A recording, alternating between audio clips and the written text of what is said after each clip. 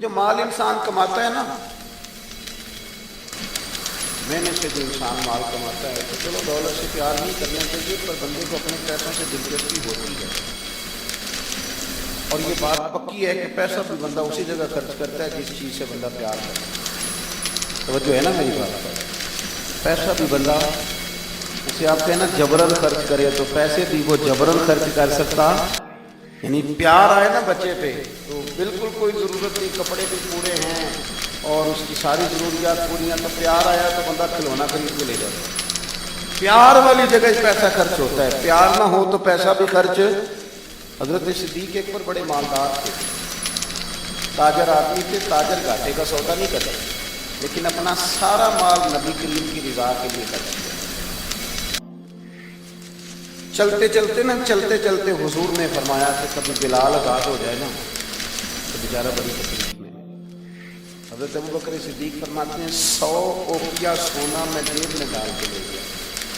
توجہ ہے میری بات پر؟ غلام کی قیمت کی 1-2 اوقیہ، کتنا لے کے کتنے گئے؟ چلے میں کچھ نہیں کہتا، ایک دفعہ بول دوں، کتنا جی؟ لوجے بھی لے کے میں نے بتا دیا 100، یعنی سمجھ لے چیز 1 روپے کی لے گئے 1 لاکھ روپے جیب میں ڈالا۔ حضور نے چاہا ہے نا بلال آزاد ہو، تو محبوب کی چاہت کے کوئی ریٹ ہے ہی کوئی نہیں، لے گئے۔ جا کے امیہ بن خلف سے کہا کہ میں بلال کو خریدنے آیا، تو وہ کہنے لگا 30 اوقیہ سونا دوں گا بلال کو آزاد کرنے۔ آپ کا تو مجھے نہیں پتا، میں دیہاتی آدمی، دیہاتوں میں نا کبھی کوئی گھاس کے گائے خریدنے جاتے تھے، اس میں نہیں نا بیچنی ہوتی تھی، وہ بڑے مہنگا ریٹ بتا دیتا، اور سامنے والا کہتا تھا لگتا ہے تیرا پروگرام نہیں دے گا، یہی ہوتا تھا نا، تو پیسے اتنے مانگ لیے تو دینے نہیں چاہتا۔ تو حضرت بلال حبشی کو کتنے پیسے بھائی؟ اس نے کہا جی 30 اوقیہ۔ وہ کہتا میں نے اتنے مانگے تھے کہ کوئی دے سکے، میں نے بڑے پیسے مانگے، اب کہا نا 30۔ تو ابوبکر صدیق فرماتے میں تو 100 لے کے گیا تھا، کہتے میں نے 30 نکالے اور دے دیے۔ حضرت بلال کو آزاد کرایا۔ امیہ بن خلف کہنے لگا ابوبکر تو تاجر بندہ ہے، سیانا بندہ ہے، ایسے تو نہیں تھا نا کہ بندہ باہر سے آیا ہے، تو مکے کا باسی اور زمانہ تجھے جانتا ہے، اگر تو 1 اوقیہ سونے پہ اڑ جاتا نا کہ میں صرف 1 اوقیہ میں بلال کو خریدوں گا، 1 میں، تو امیہ کہنے لگا میں 1 پر بھی بیچنے میں تیار ہوں، میں نے تو 30 اس لیے مانگے تھے کہ تو چلا جائے، اور میں نے 30 مانگے تو نے 30 دے دیے، حالانکہ تو 1 اوقیہ پہ ضد کرتا تو میں دے دیتا۔ حضرت ابوبکر صدیق مسکرائے، فرمانے لگے تو ابھی کافر ہے، تجھے ابھی ایمان کے ذائقے کا پتہ نہیں، یہ تو ابھی آشنا نہیں نا، تجھے کیا پتہ ہو یہ بھی ایک مزہ ہے، تجھے پتہ نہیں نا یہ بھی ایک ذائقہ ہے، یہ بھی ایک سرور ہے، تو ابھی اس سرور سے دور ہے۔ وہ اقبال کہنے لگے نا بے خطر کود پڑا آتش نمرود میں عشق، عقل تھی محو تماشائے لبے بام ابھی، اور پھر کہنے لگے پختہ ہوتی ہے اگر مصلحت اندیش ہو عقل، اور عشق ہو مصلحت اندیش تو ہے خام ابھی، اور پھر کہنے لگے عقل عیار،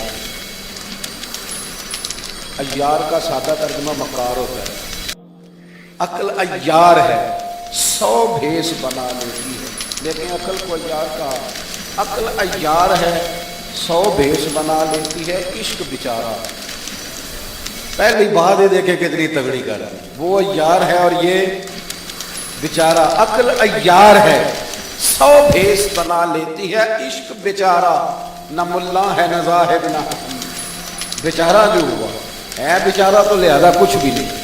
تو وہ بچہ کہنے لگا تو 1 پہ اڑ جاتا تو میں 1 کا تو دے دیتا، تو صدیق اکبر ہنسے، جناب بلال کا بازو تھاما، کہنے لگے امیہ تیرا کیا خیال ہے، میں نے کبھی جھوٹ بھی بولا ہے؟ امیہ کہنے لگا نہیں آپ تو صدیق معروف ہیں۔ تو حضرت صدیق اکبر کہنے لگے امیہ سن پھر تو کہتا ہے نا کہ تو 1 پہ اڑتا، میں 1 پہ اڑتا تو 1 کا بھی بلال دے دیتا، اور میرا دعویٰ یہ ہے کہ تو نے 30 مانگے ہیں، تو 100 مانگتا تو میں 100 کا بھی بلال خرید لیتا، تو اس لیے کہ یہ حضور کی چاہت ہے۔ آپ سمجھ لیں کہ مال وہاں خرچ ہوتا ہے جہاں انسان کو بڑا پیار۔ آپ نے سنا ہوا ہے، میں زیادہ تفصیل میں نہیں جاؤں گا، آپ نے سنا ہے کہ حضرت عمر فاروق کا آدھا مال لیا، آدھا لانا بھی کوئی آسان کام ہے؟ 2.5% ज़कात होती है, पर जिनको देनी पड़ती है ना, वो बेचारे 15 मुफ्तियों से फतवा लेते हैं कि कितनों को 2 लाख बच ही जाए तो चंगा है। वो 15 मुफ्तियों से पूछते हैं कि कोई गुंजाइश है, बहन भी हिस्सा मांग रही है, फलाना भी मसला है, कर्जे भी हैं, कुछ कमेटियाँ, बड़े चक्कर चलाते हैं। हालांकि देने कितने होते हैं? 2.5%। 50% दिया हज़रत उमर फारूक ने, 50%, आधा माल। कहते मैंने सुई धागा भी आधा कर लिया, मैंने घर के कपड़े भी आधे कर लिए, मेरा ख्याल था अबू बकर से जीतना है, अबू बकर से जीतना है, हर शय आदि करके ले गया, लेकिन कुर्बान। कहते मैंने सारा माल रखा। उधर से अबू बकर सिद्दीक भी आए। जब वो आए तो पैर में जूता कोई नहीं, सर पे टोपी कोई नहीं, लिबास पहना हुआ टाट का तेलू लग में आप दुआ के टाट का लिबास पहना है। आए, कहने लगे नबी करीम ने जो सवालात किए ना, तो सवालों में बड़ा फर्क था। हजरत उमर फरमाते हुजूर ने जो सवाल कायम किए ना हम दोनों में, तो सवालों में ही बड़ा फर्क था। मुझसे हुजूर ने फरमाया क्या लेके आए? मैंने कहा था जरा मेरी बात पे तवज्जो करो। कहते मुझसे सवाल ये हुआ कि क्या लेके आए हो? और कहते हैं अबू बकर सिद्दीक से ये नहीं पूछा क्या लेके आए, उनसे पूछा घर में क्या छोड़ के आए। कहते हैं सवाल पे ही बात खत्म हो गई। और मैं क्या हूँ, तू किसको जीतना है? यहाँ तो सवाल ही अलग अलग हो गया है। मुझसे पूछा जा रहा है कि क्या भला क्या लेके आए हो? तो मैंने कहा या रसूलल्लाह आधा ले आया। अबू बकर सिद्दीक से ये नहीं पूछा क्या लेके आए हो। कहा अबू बकर भला घर क्या छोड़ के आए हो? कहते हैं वहीं बात खत्म हो गई। अबू बकर सिद्दीक ने भी बड़ा ही आला जवाब, ये नहीं कहा कि हुजूर सारा कुछ ले आए। उन्होंने बताया कि हुजूर मैं कोई लवारस तो नहीं हूँ, या रसूलल्लाह मैं कोई कंगाल तो नहीं हूँ, हुजूर मैं कोई छोटे मोटे लाजपाल का मानने वाला हूँ। ये नहीं कहा हुजूर सारा ले। उमर कहते हैं अगर हुजूर के सवाल में फर्क था ना, तो मेरे और अबू बकर के जवाब में भी बड़ा फर्क था। हुजूर ने पूछा क्या लाए हो, तो मैंने कहा आधा लाया हूँ। अबू बकर सिद्दीक से पूछा क्या छोड़ के आए हो, तो ये नहीं कहा हुजूर मैं कुछ भी नहीं छोड़ के आया, बल्कि कहने लगे या रसूलल्लाह मैं कोई कंगाल हूँ, मैं कोई लवारस हूँ, हुजूर घर में अल्लाह भी छोड़ आया हूँ, अल्लाह का रसूल भी छोड़ आया, भरा हुआ घर छोड़ के आया हूँ। सोने भरा हुआ घर है मेरा, भरा हुआ। बयां हो किस जुबान से मर्तबा सिद्दीक अकबर कि महबूबे खुदा महबूब है सिद्दीक अकबर का, और लुटाया राह हक में घर कई बार, एक बार नहीं कई बार लुटाया राह हक में घर कई बार, इस मोहब्बत से कि लुट लुट कर हसन घर बन गया सिद्दीक अकबर, लुट लुट कर हसन घर बन गया। अच्छा एक और बात, कुछ लोग ना करीब रहते हैं पर रजा को नहीं समझते, करीब रहते हैं रजा को समझते, ये नहीं समझते कि अब्बा जी की रजा किस बात, मेरे उस्ताद की रजा, मेरे शेख राजी की रजा, कहानियाँ बनाते, नाराज ना हो, स्टोरियाँ बनाते। और नहीं जी नहीं, अब्बा जी को भी तो पता है ना मेरे भी बच्चे, जी हाँ जी, लेकिन हैं तो वो अब्बा जी ना आपके, हैं तो अब्बा जी ना, रहेंगे भी अब्बा जी। तो अगर उनको ये पता है कि आपके बच्चे हैं, तो आपको भी तो पता है ना जो मेरे अब्बा जी हैं, तो आप भी तो थोड़ा ख्याल फरमाएं। हम कहानियाँ बनाते हैं पर रज़ा को समझते। हज़रत सिद्दीक़ अकबर नबी करीम की ना रज़ा को समझते, वो समझ गए थे कि सोना किन कामों में राजी है। ये इस पहलू को बस समझ लें, जो ये समझ गया ना वो पा गया, वो जीत गया। जो जहाँ आ गया ना ये समझ लग गई, जो मिजाज को जान गया, जिसे पता चल गया, वो बस ना बात को समझ गया। हुजूर सल्लल्लाहु अलैहि वसल्लम ने ना फजर की नमाज पढ़ाई, हुजूर फजर की नमाज पढ़ा के फरमाने लगे भाई किसी बंदे ने रोज़ा रखा हुआ है। हज़रत उमर कहते हैं रात को मेरा इरादा था रखने, और सवेरे फिर मैंने रात जब नहीं रखा। हुजूर ने दूसरी दफ़ा पूछा भाई किसी ने रोज़ा रखा है? हज़रत सिद्दीक़ के ऊपर ने हाथ खड़ा किया कि या रसूलल्लाह मैंने रखा हुआ। आप हुक्म न देते तो मैं बताता, पर रोज़ा रखना भी आपने तवज्जो दिलाई है, तो हुक्म भी आप क्या बताओ तो बता दिए। हज़रत उमर कहते हैं हुजूर ने तो फजर की नमाज पढ़ाई, फजर की। दूसरा सवाल पूछा कि किसी ने किसी बीमार की तीमारदारी की है? हज़रत उमर कहते हैं मैंने फटाफट अर्ज़ की या रसूलल्लाह अभी तो नमाज फजर पढ़ी, अब घर जाएंगे तो तीमारदारी करेंगे। تو حضور نے فرمایا عمر کو ذرا ٹھہر جانا، جلدی نہ کر، ٹھہر نہ ذرا، روک تو صحیح۔ تو حضرت عمر فاروق رضی اللہ تعالیٰ عنہ فرماتے ہیں میں چپ کر گیا، حضور نے فرمایا بتاؤ کہ کسی نے تیمارداری کی ہے؟ تو صدیق اکبر میں آ گیا، عرض کی یا رسول اللہ عبد الرحمن بن عوف رضی اللہ تعالیٰ عنہ 2-3 دن سے نماز پڑھنے نہیں آ رہے، رات میں نے پتہ کرایا تو پتہ چلا بیمار ہے، اور حضور مجھے یہ بھی پتہ ہے وہ میرا یار ہے، مجھے پتہ ہے رات کو جلدی سوتا ہے پر تہجد میں ضرور اٹھتا ہے۔ تو حضور میں بھی ذرا فجر کے وقت جلدی اٹھا ہوں تو فجر میں آنے سے پہلے عبد الرحمن ابن عوف کی تیمارداری کر کے آیا۔ حضرت عمر کہتے ہیں میں نہ ہلکا ہلکا پیلا پڑ گیا۔ حضور نے تیسرا سوال پوچھا، فرمایا کسی نے کسی مسکین کو کھانا کھلایا؟ کھانا کھلایا کسی مسکین کو؟ حضرت سیدنا عمر فاروق کہتے ہیں میں نے پھر عرض کی، میں نے کہا یا رسول اللہ ابھی تو فجر پڑی ہے، گھر جائیں گے کچھ چیز لیں گے تو کھانا کھلائیں گے۔ تو حضور پھر مسکرائے، پر میں عمر تو ذرا ٹھہر نہیں جاتا، ذرا ٹھہرنا، ذرا نظارہ تو کرنا، گویا یہ شان صدیق اکبر کا جلسہ ہو رہا ہے، ذرا ٹھہرنا۔ حضور نے پھر پوچھا بھی کسی نے کسی مسکین کو کھانا کھلایا؟ تو حضرت عمر کہتے ہیں لوگ سارے دائیں بائیں دیکھ رہے تھے اور میں چپ کے ابو بکر کو دیکھ رہا تھا، کہ مجھے پتا تھا کہ بولنا اسی نہیں ہے، اور دل میرا کر رہا تھا کہ کہہ دوں دیو جناب دعا، دل میرا کر رہا تھا۔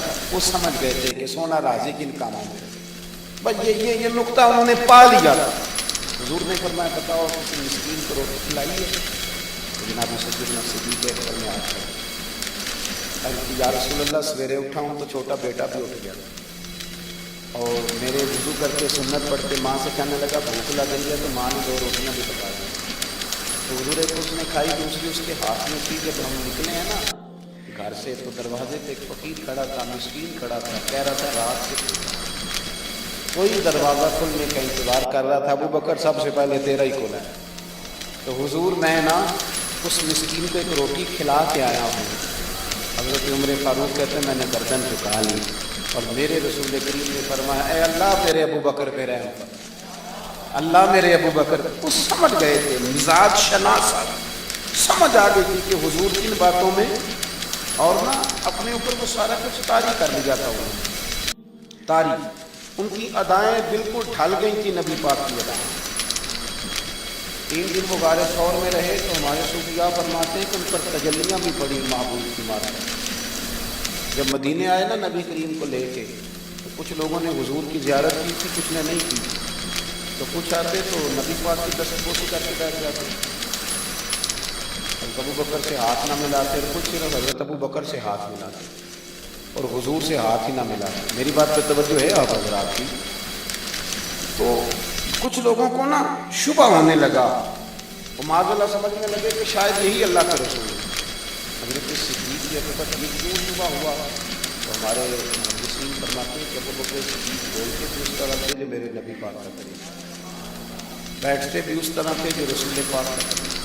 کہتے ہیں انہوں نے امامہ باندھا ہوا تھا تو جو امامے کا پیج حضور کا ڈھیلا رہ گیا تھا ان کا بھی ڈھیلا رہ گیا، اس طرح اپنے آپ کو مزاج میں ڈھالا تھا، تو من شدی من تو شدہ، اس طرح ڈھالا تھا مزاج میں، اس طرح کے کوئی فرق ہی نہیں نظر آتا تھا۔ وہ کہتے ہیں جب حضرت ابو بکر صدیق نے دیکھا نا کہ لوگوں کو تو شک ہو رہا ہے، کوئی میرے ساتھ ہاتھ ملا کے بیٹھ جاتا ہے، تو حضرت صدیق اکبر نے کہا کوئی ایسا کام کرنا چاہیے کہ پتہ چلے آقا کون ہے غلام کون۔ اٹھے کندھوں پہ چادر وہ اتار کے نا تو حضور پہ سایہ کر دیا، لوگوں کو پتہ چل گیا کہ سایہ کرنے والا کوئی غلام ہے، جس پر سایہ کیا جا رہا ہے وہ آقا ہے۔ کیا خوبصورت نقطہ لکھا ہے مفسرین نے، شارحین فرماتے ہیں تھوڑی دیر کے لیے حضرت ابو بکر صدیق نے حضور کے سر انور پر اپنی چادر کا سایہ کیا تھا۔ اللہ کے رسول نے احسان کا بدلہ یہ دیا، نیکی کا بدلہ یہ دیا کہ قیامت تک ان کی قبر پر اپنے گنبد کا سایہ فرما دیا، قیامت تک گنبد کا سایہ کر دیا ان کے مزار مبارک پر۔ حضرت صدیق اکبر نے اور ایک اور بات ہے، جو لوگ بہت زیادہ قریب رہنے لگتے ہیں نا وہ ادب آہستہ آہستہ چھوڑنے لگ جاتے ہیں، زیادہ نیڑے رہتے ہیں تو پھر آہستہ آہستہ ادب کا معاملہ، توجہ ہے میری بات؟ حضرت صدیق اکبر نا بڑا ہی قریب رہتے ہیں، تو ان کا قریب رہنا نا نبی پاک پسند بھی کرتے، कहने एक बात और याद आ रही है, पहले वो ना करना, रहने दीजिए कि कुछ बंदे ने ना इधर हाँ कर देते ना इधर हाँ कर, वो कहने जेडे बोलते हैं उन्होंने नाली सलाह कर लो। और भाई एक बात याद आ रही है, वो भी अर्ज कर दे दरमियान। देखें आप लोग मुस्कुराए हैं तो मुझे अजर मिला है। आप मेरी बात पर तवज्जो करें।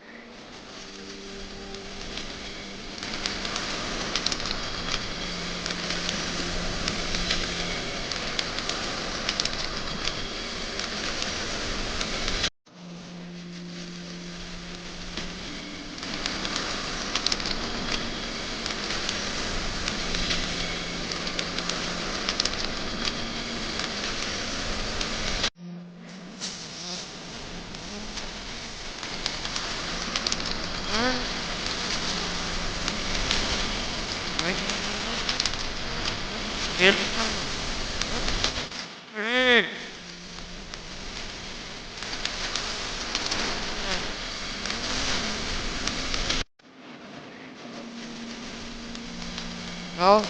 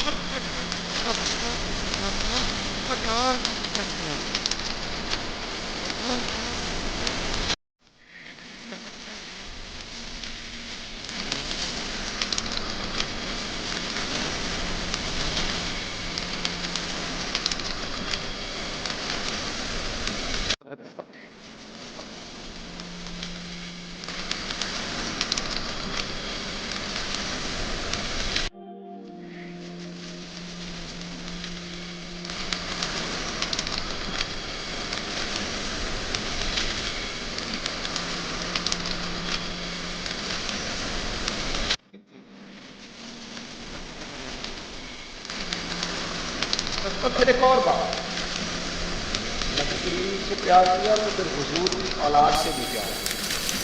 شاہ عبدالعزیز محدث دہلوی بھی کہتے ہیں عمر فاروق خطبہ دے رہے تھے تو امام حسن آ گئے۔ میری بات مکمل ہوگی، بس ایک دو باتیں یاد آ گئی، میں نے کہا چلو کر۔ شاہ عبدالعزیز صاحب محدث دہلوی یہاں یہ ترجمہ کر لیں کہ کبھی کبھی تقریر کرنے والے کو بھی مزہ زیادہ آنے لگ جائے۔ شاہ عبدالعزیز صاحب محدث دہلوی رحمۃ اللہ تعالیٰ علیہ فرماتے ہیں کہ حضرت صدیق ایک بار جمعہ پڑھا رہے تھے تو امام حسن آ گئے مولا علی کے ساتھ۔ تو بچوں کو بڑا پتہ ہوتا ہے کہ یہ چیز میرے ابا جی کی ہے، یہ میری اماں جی کی ہے، بچے بڑا دھیان رکھتے ہیں۔ تو امام حسن آ گئے تو حضرت صدیق کے اوپر سے کہنے لگے نیچے اترو نا، ممبر تو میرے نانا کا ہے۔ مجھے صحیح بتانا کہ جمعے چھوڑ کے بچوں سے بھی باتیں ہوتی ہیں۔ 7-8 سال کے بچے تھے امام حسن، پر معمولی بچے نہیں تھے، حضور کے نواسے۔ نیچے اترے، میرے نانا کا ممبر ہے۔ تو حضرت مولا علی نے پکڑا امام حسن، پتر ادھر بیٹھ نماز پڑھ۔ تو صدیق ایک بار کہنے لگے علی آپ آتے ہیں نا، میرا اور حسن کا مسئلہ ہے، کرنے دینا بات۔ تو امام حسن پھر کہنے لگے اترو نا نیچے، ممبر میرے نانا کا۔ ابو بکر صدیق اتر کے کھڑے ہو، ہاں اتر کے کھڑے ہو، زمین پہ کھڑے ہو۔ کہنے لگے میرے نانا کا ممبر ہے۔ تو ابو بکر رو پڑے، کہنے لگے حسن اگر ممبر تیرے نانے کا ہے تو ابو بکر بھی تو تیرے نانے کا ہی ہے، یہ کس کا ہے؟ اس نے بھی تو نوکری کی ہے۔ تو امام حسن کہنے لگے اچھا چلو ٹھیک ہے، بیٹھے پھر پڑھائے تمہیں۔ پھر بیٹھ گئے۔ ہر شے سے پیار، اور پھر حضور کی امت سے بھی پیار۔ حضرت عمر کہتے ہیں جب ابو بکر صدیق وصال کر گئے تو تیسرا دن تھا ان کے انتقال۔ عصر کی نماز پڑھا کے تو میں مسجد نبوی شریف میں بیٹھا تھا تو 2-3 چھوٹی چھوٹی بچیاں کہنے لگی آپ خلیفہ بنے؟ میں بناؤں؟ کہنے لگی چلیں پھر یہ ٹائم ابو بکر ہمیں دے دیں۔ میں نے کہا کہ تمہیں دیتے تو کیا مانا؟ وہ کہنے لگی ہم 5-6 بہنیں ہیں، ہمارا بھائی والد ہمارا انتقال کر گیا، ہمارے گھر میں چند بکریاں ہیں۔ ابو بکر صدیق روز عصر کے بعد آتے، امیر المومنین، اور ہماری بکریوں کا دودھ ہوتے تھے، کچھ ہم پی لیتی تھی، کچھ بیچ کے گزارا کر لیتی تھی۔ اور پھر وہ بیٹیاں رو پڑی، کہنے لگی چچا 3 دن ہو گئے ان کے انتقال کو، میری ماں روتی، میری بہنیں روتی، وہ دروازہ دیکھتی ہیں کون آئے گا بکریوں کا دودھ دینے۔ آج کسی نے بتایا آپ خلیفہ بنے، چچا چلو گے؟ حضرت عمر رو پڑے، کہنے لگے پتر چلو۔ آگے آگے بچیاں تو پیچھے پیچھے پاروں کے آگے روتے جا رہے ہیں۔ کسی نے کہا کہاں جا رہا ہے؟ پھر رو پڑے، کہنے لگے یار ابو بکر صدیق میرے لیے رستہ کتنا مشکل کر دیا، کیسے چلوں گا ان کے رستوں پر؟ یارو بڑا پیار کیا انہوں نے۔ میں کہا کرتا ہوں کہ ابو بکر صدیق نے نا اپنی سوچوں کو بھی باندھ لیا تھا، ہاتھ بھی، پیر بھی، زبان بھی، ہر شے باندھ کے نا تو مصطفیٰ کریم کے قدموں میں گرا دیا۔ کہ حضور میں نے باندھ دیا ہے، جدھر آپ چلائیں گے میں ادھر ہی چلوں۔ عقل قربان کن بپیش مصطفیٰ، اقبال کہتے ہیں اپنی عقل حضور کے قدموں پہ پیش کر دے پھر تو بچ جائے، اپنے آپ کو پیش کرے، زیادہ پیسے نہ کرے، زیادہ اٹھاؤ نہ کرے۔